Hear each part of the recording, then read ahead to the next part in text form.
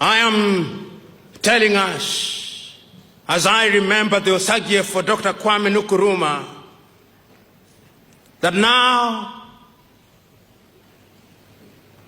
as you turn in your grave, if you had been alive, you'd possibly be 107 years today. But your people, some of them, in their lack of wisdom, chose to remove you from power.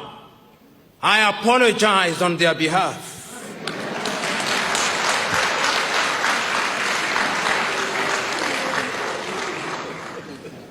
They gave you only a few years to be present in this world. And during those few years that you are present in this world, you shook not only Ghana but Africa so very fundamentally that although your mortal remains were interred, your spirit is alive and well. And it's that spirit that occupies our minds and hearts today as we remind ourselves that the only way in which Africa will realize our potential is through the path of unity. I know as you lie in your grave, great Osagyefo, there is a sense in which, in a manner so completely invisible to us, you are turning uncomfortably and weeping uncontrollably because your continent is bleeding. It is bleeding in every corner. In her heart in the Congo, she bleeds. That country that is so rich is yet the poorest nation in Africa. But it does not stop bleeding only in the Congo. It also bleeds in our Horn in Somalia. That country which could be very rich is only famous for the wrong things. Men killing men for no reason. But it doesn't stop bleeding there. It is also bleeding in our armpit in Equatorial Guinea, that country that God gave so much oil. That oil was long captured by one family, and they are using it for their benefit to the detriment of their people. And it doesn't stop bleeding there. In Central African Republic and in Libya and in Mauritania and in Mali, your continent is torn asunder. And we who have gathered here today are asking ourselves the fundamental question: what must we do to save Africa? And that is why today, when we are looking at Africa and when we are remembering you on that 24th day of May in Addis Ababa, Ethiopia, we cannot help but remember how animated you are. We cannot help but remember that what you saw 50 years ago is turning out to be as evergreen as when you spoke them. You told us then that our unity was going to be our salvation from other civilizations. Today, Africa is said to be rising. But the question we are asking, for whom is Africa rising? Today, the minerals in our belly are being exploited, Osagyefo. The uranium in Niger is being taken away from France to France. The manganese in Ghana, in your own country, is being taken away. Even the cocoa which you must have consumed as a young man is taken away in the same manner that God made it to be converted into something in Switzerland. Your people have not learned to add value to it. They have an apology for a factory in Takoradi, but it does very little, Osagyefo. In other words, there is a lot to be done. We can hear you telling us that we need to have free movement of goods and services in this continent. I can now inform you that when they met on the 27th day of July in Kigali, Rwanda, they created a passport, but that passport is only known to the president. The people of Africa have no idea what it is. But they have started, so we must believe that going forward, every African will carry what is an African passport, which will allow them to move, as you contemplated, from Dakar in Senegal to Addis Ababa in Ethiopia, from Cape Town in South Africa to Cairo in Egypt, and that they'll be able to move without free let and hindrance. The Osagyefo, we remember you. But we also remind ourselves that when we talk about unity, we are not saying that we should strike down our traditional institutions. We are simply saying that our traditional institution must be integrated in our modern scheme of doing things.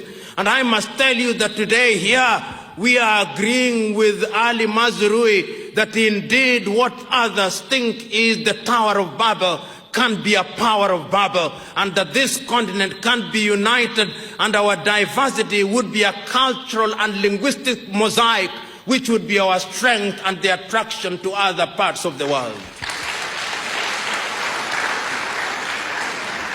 Osagyefo, as I continue to speak to you in your grave, there is the tendency that I may speak until the cows come home, but what is the wisdom in doing that?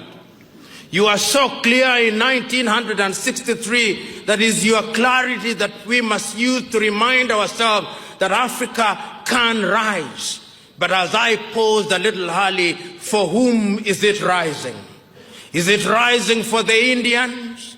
Is it rising for the Lebanese? Is it rising for the Chinese?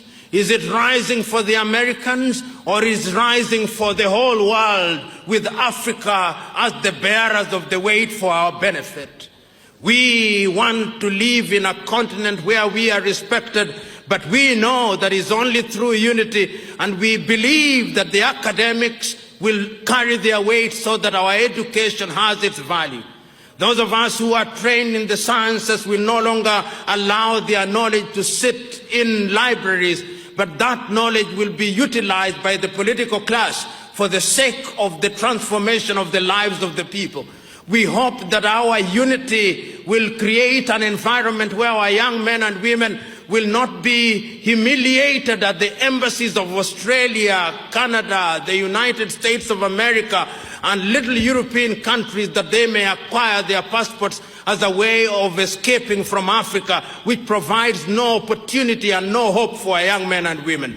We can do it, we must do it, because if we don't do it, we ourselves will be done. So Africa must rise, because if Africa does not rise, Africa will perish. In memory of the Osagyefo, Dr. Kwame Nkrumah, the first president of the Republic of Ghana and the most renowned Pan-Africanist. It is not lost on me that Ghana is celebrating this day in his honor and memory, and it's not lost on me that the great Kwame Nkrumah has now been fully rehabilitated in the life of Ghanaians and in the life and minds of Africans. Writing about Pan-Africanism, Kenya's renowned scholar Ali Mazrui says that when one thinks about the unity of Africa and the Pan-African movement, several names come to mind.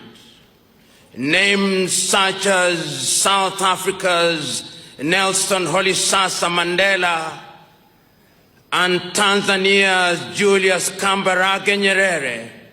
But no name is greater than that of Ghana's Osagyefo, Dr. Kwame Nkrumah. Indeed, we will remember that a few years ago, at the turn of the century, Africans both in the continent and outside of it were asked to vote for the greatest African who ever lived. And unanimously, they said that it was Osagie for Dr. Kwame Nkrumah. It is therefore right and fitting to be invited to speak in memory of a man such as that. On Monday, we had the occasion in the first series of our lectures to examine the status of politics in Africa, and we agreed unanimously that the problem of Africa is simply and squarely one of leadership. We then asked ourselves what has been the impact of poor leadership in Africa, and we determined for ourselves that indeed African economies continue to punch below their weight because our politics is wrong. We agreed with Liberia's Johnson Sirleaf that Africa is poor because she is poorly governed. Today, we pose the question, what it is or what is it that has undermined African unity? And before we begin to talk about contemporary Africa, we must ask ourselves, where did the rain start beating us? We must go deep into history and ask ourselves why this continent and her people have been the most abused throughout human history.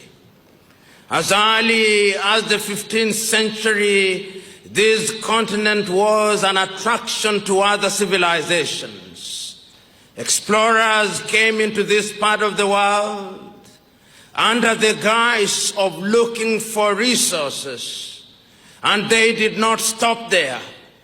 They proceeded to invade the land of Africa and, in a manner of speaking, harvested Africans, and more than half the population of Africa was taken out of this continent to be enslaved. When the project of slavery lost its shine and luster, another project came into Africa. Africa was parceled out in 1884 in Berlin, Germany. The French took their piece. The Dutch took their piece. The Germans had their share. The Portuguese had their portion. And the British had their share. And Africa has never been the same again.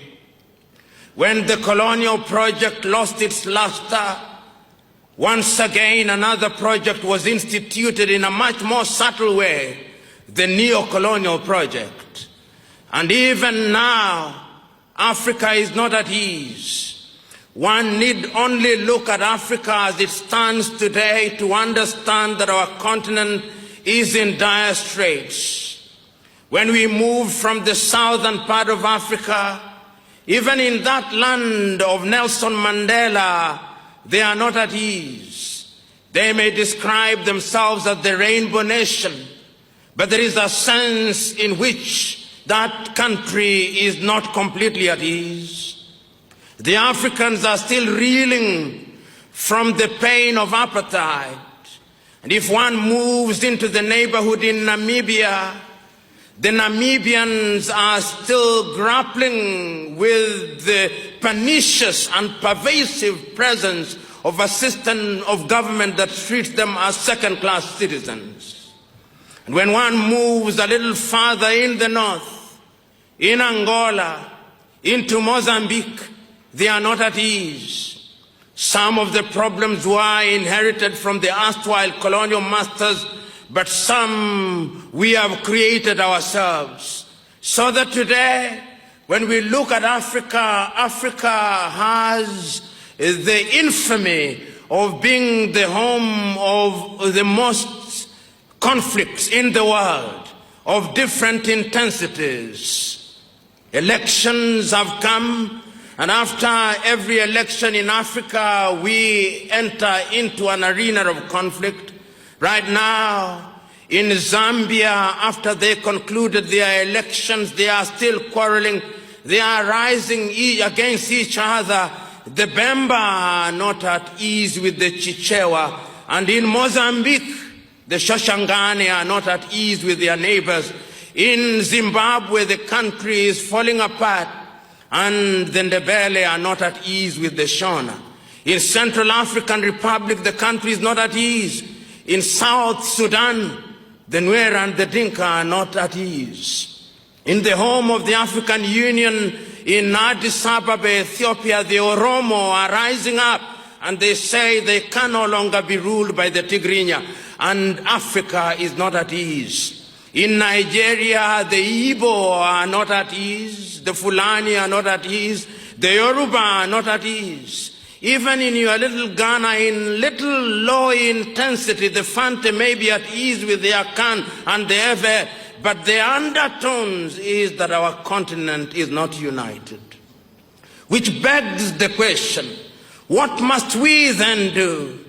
Is it a new realization?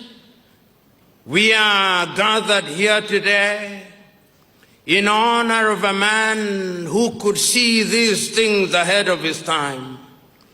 I had last night the advantage of reading a statement that was made by one who was a member of the delegation, the Ghanaian delegation in 1963, Kofi Batsa.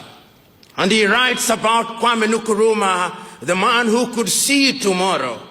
And he remembers so very distinctly on the 24th day of May 1963, when the Osagie for Kwame Nkrumah was given the opportunity to speak to his fellow African leaders in an animated fashion. Kofi Batsa remembers he abandoned his written script and pointed at all the African leaders who are there. Much more prominently, he remembers, he pointed at Ethiopia's Haile Selassie and told him, "You, Haile Selassie, we will not be there if we do not unite." And once he had finished with Haile Selassie, he turned over to Nigeria's Abubakar Tafawa Balewa and he told him, "If we do not unite, even you will not be there."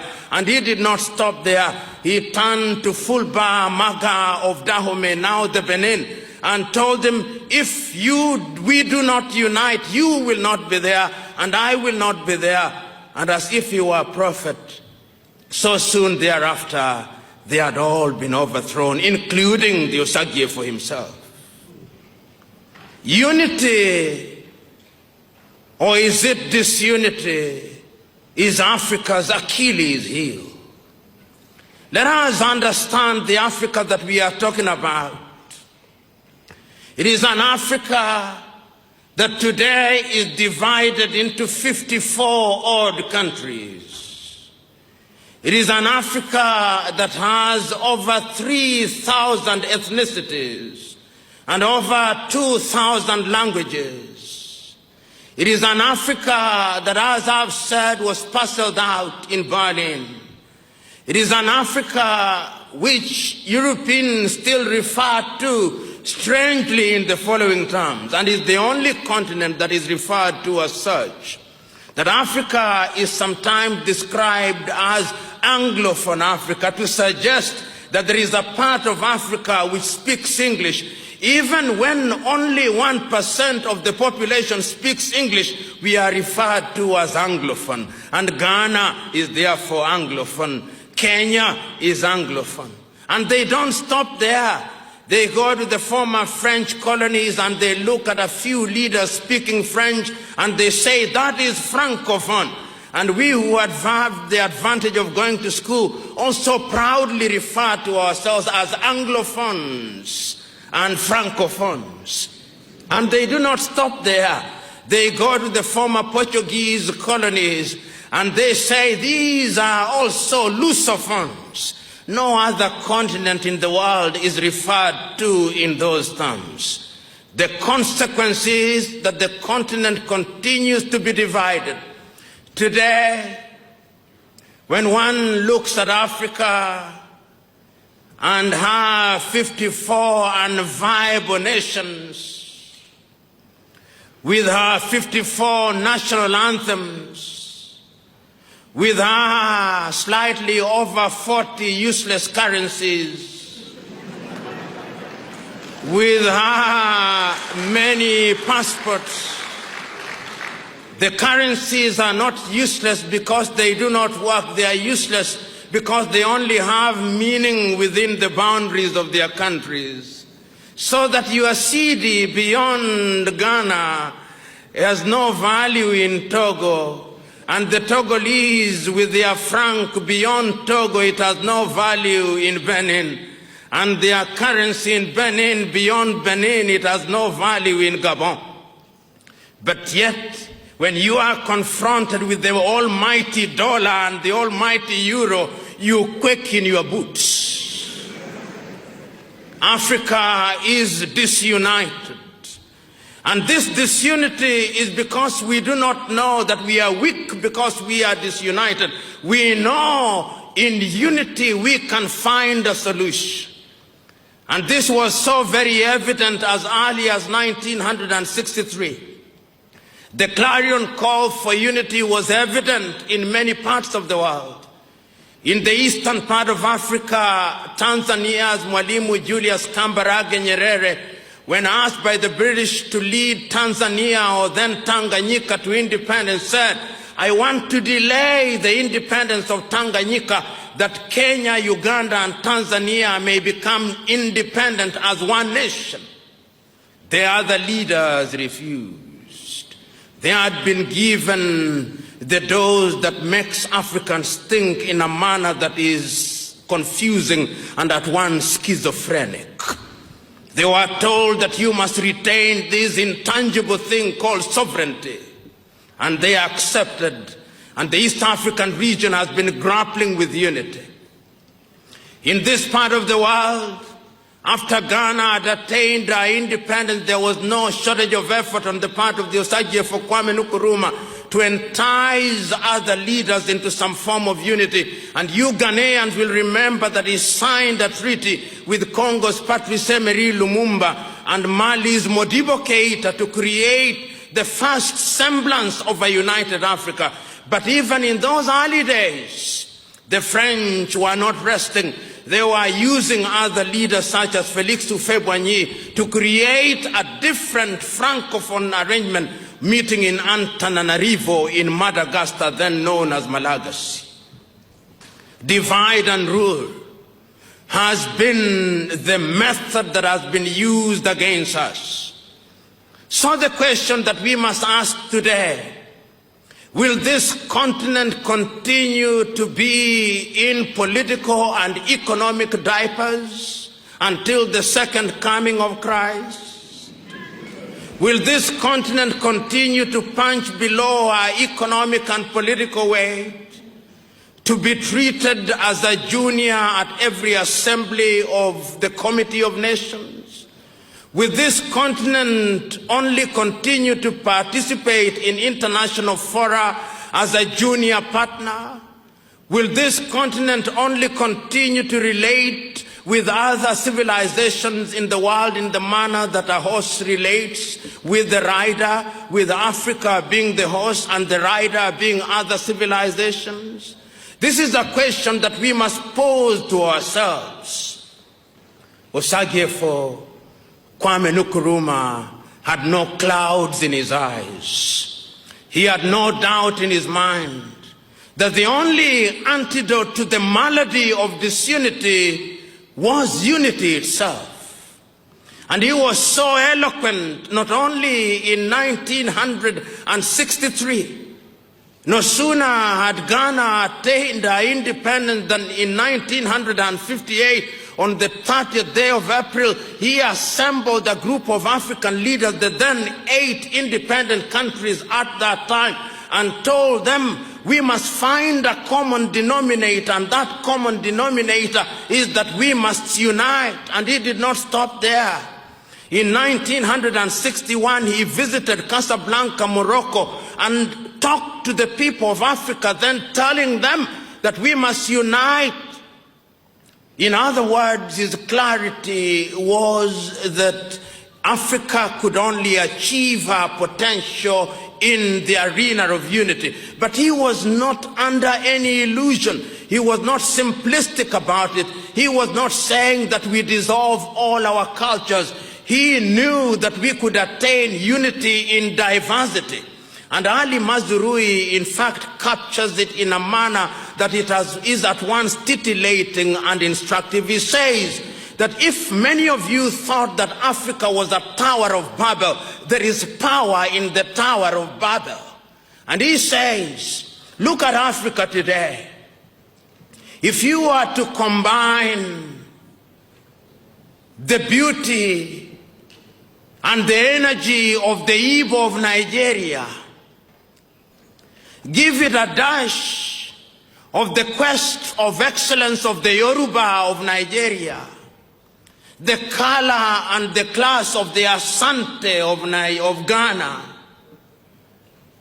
the beauty of the Fante peoples of Ghana, and you are to combine it with the energy of the Bangala in Congo and the Ovambo and the Vumbundu in Angola, and the quest for perfection of the Luo in Kenya, and the energy of the Kikuyu in that country, and the regal nature of the Baganda in Uganda, what would that be? A recipe for something that the world would envy until the second coming.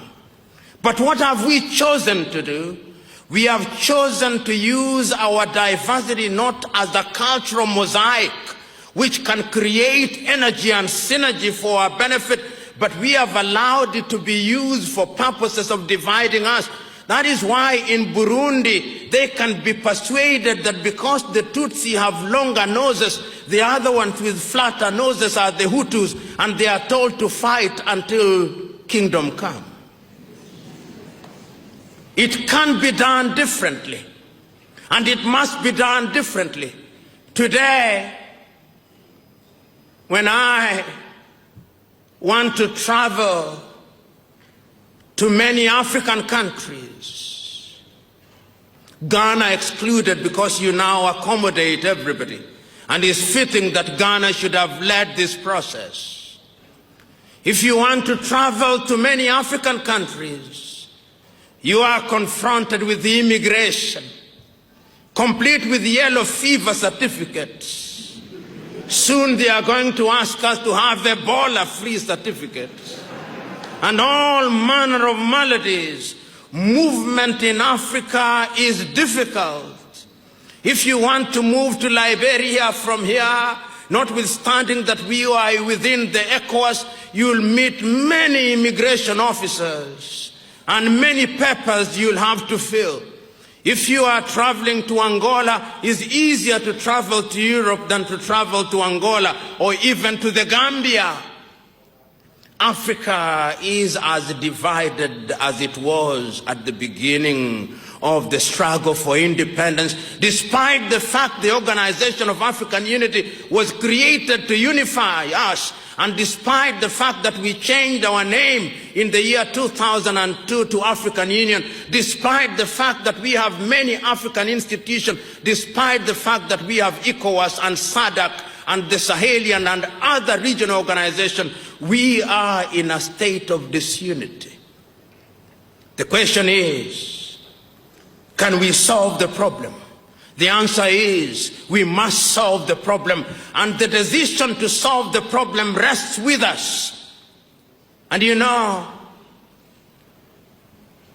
when I take time, and I took time, to look at the 32 speeches that were delivered in Addis Ababa, Ethiopia on the 24th and 25th days of May 1963.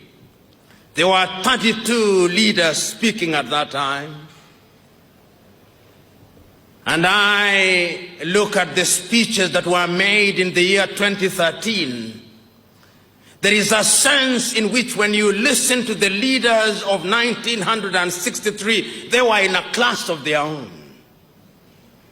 What they could see sleeping Our leaders today cannot see when they are wide awake.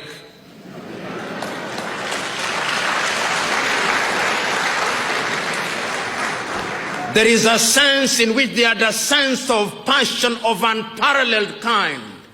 And many of them did not have the advantage of the resources that the current leaders have. When I look at, for example, Zambia's Kenneth David Kaunda talking about Africa, talking about his own country, one country and one nation, and that nation Zambia, and that nation must be an example for Africa, you get to realize that these were selfless individuals, and he was speaking for Central African region because he recognized that it's only through unity that Africa could be delivered. And indeed, many of you will remember that African unity at that time, on the different occasions that Africans have decided to unite, Africa has always delivered. When Ian Smith declared Rhodesia to be independent from from the British, the Africans organized themselves at that time. And you remember the frontline movement involving Zambia's Kaunda. You remember Tanzania's Kambarage Nyerere, how they sacrificed to ensure that Zimbabwe was free. And they were bombed by the South Africans at that time, but they were united. You remember until 1975, Mozambique was a colony. And you'll remember that Angola was a colony, but the Africans united and they spoke with one voice. And because they spoke with one voice, those countries were delivered from the yoke of Portuguese colonization. But no sooner had they been delivered than a fit of amnesia set in. They forgot that they were Africans and they were gravitating towards Lisbon. That is the tragedy of Africa, that when the chips are down, the educated African particularly respond to the erstwhile colonized. Typically, Africans who are educated, and I've said this before and I repeat it, those of us whose countries were colonized by the British, your greatest pride and your greatest ambition is when you have a flat in England. And when you are talking about your flat in England, your chest is pushed out as if to celebrate that reality. Your greatest love is when your child visits or attends a British education system. That is your greatest joy. In other words, our minds were long captured. I said that because of our disunity, when you speak to the former French colonies, when you talk about unity, and I remember one day, the president of Senegal was away out of his country and there was a problem in his country, in Dakar, Senegal. They did not have water for 1 week and he appealed to dear France to come and fix the water. They did not appeal to Ghana or Nigeria. No, it must be France. It must be Paris. And the Portuguese, in their default mode, they'll not appeal to South Africa. What they'll do is to appeal to Lisbon. That is how we have been tutored and is a byproduct of our disunity. Kwame Nkrumah was able to see this. And I want us to examine what he said in 1963. He said, among other things, if we do not come out of this conference a united front, then I can assure you that we will be recolonized again. And this time round, the recolonization, which will be of a much more subtle and a much more pernicious kind. Many of you may think that the neo-colonial project is dead and as dead as dodo. I want to remind you that the neo-colonial project is alive and well. The only difference now is that the players are different. You know, as I talk about African unity, China refuses to get out of my mind. And I hope I'm wrong. But the Chinese know that we are disunited. And they know that in our disunited state we can be manipulated. And they are in the process of manipulating us.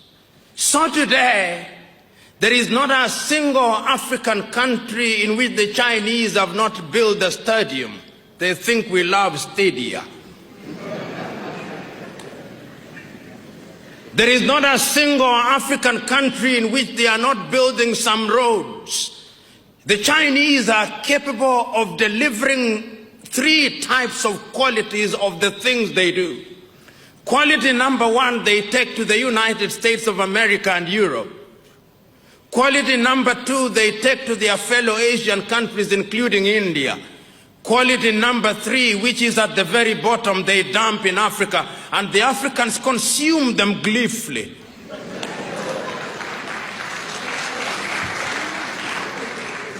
And it's because of our disunity, we are incapable of speaking with one voice. You know, many times when I look at Ghana, the Ghanaian president, whom I respect, is invited to Beijing to negotiate with Beijing, as indeed the Kenyan president would be, and the Burundi president, to negotiate with Beijing on a bilateral basis. And when they invite African leaders, they humor them, complete with guards of honor and 21 gun salutes, so that they think that they are equal. But the Ghanaian economy's GDP is possibly 1/3 of the GDP of the city of Beijing. The Burundian economy is only $2 billion United States dollars, which is the same amount that an American professional boxer earns in 1 year. The economy of Benin is smaller than Coca-Cola's advertising budget for 1 year. In other words, African economies are Mickey Mouse economies which cannot compete. And because we are disunited, we are incapable of moving as one unit. The European Union wants to have what they call bilateral negotiations with Benin. The European Union's combined economy, perhaps the largest market in the world today, is something in the neighborhood of 14 trillion United States dollars if you combine the European Union economy, and you have bilateral negotiations with Benin. That is smaller than the turnover of Standard Chartered Bank.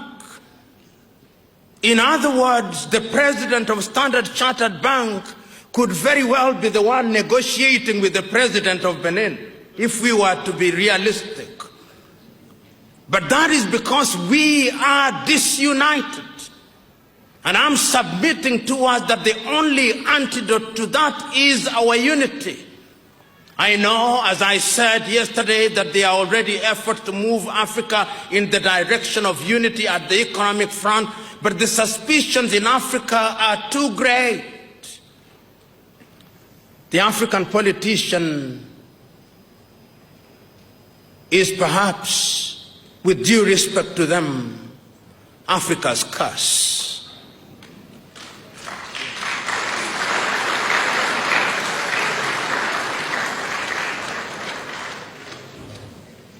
The day the African politician realizes that the occupation of political office and political space is one of servant leadership, that is the day Africa will begin to move in the right direction.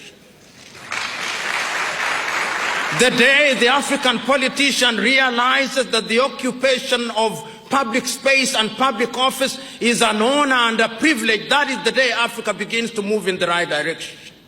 The day the African politician recognizes that the occupation of office is not one for the privatization of public wealth, that is the day Africa will begin to move in the right direction.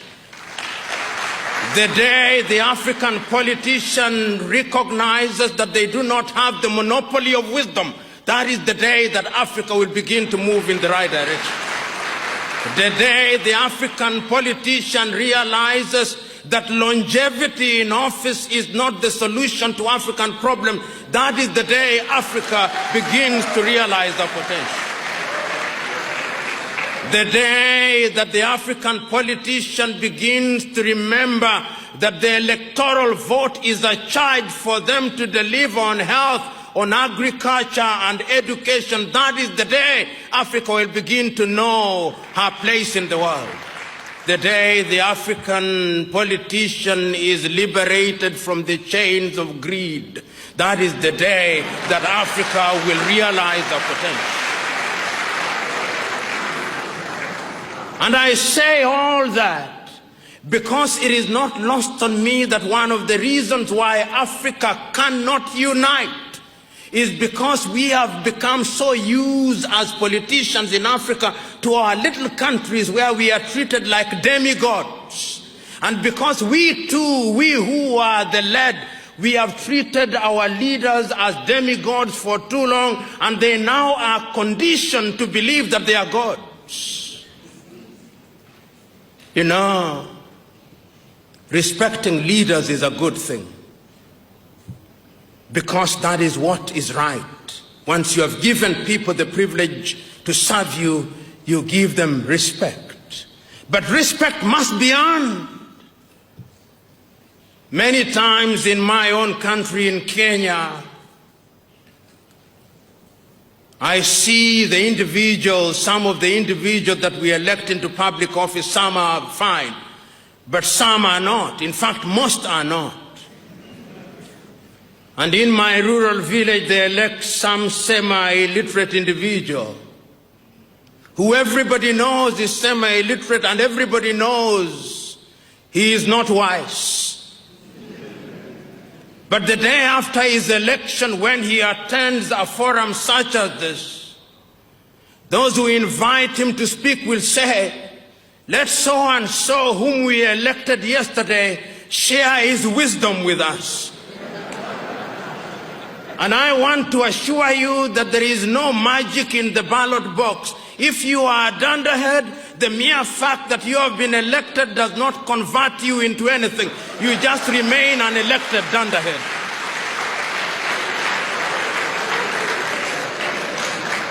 And Africa has no shortage of dunderheads who are leading her in the wrong direction.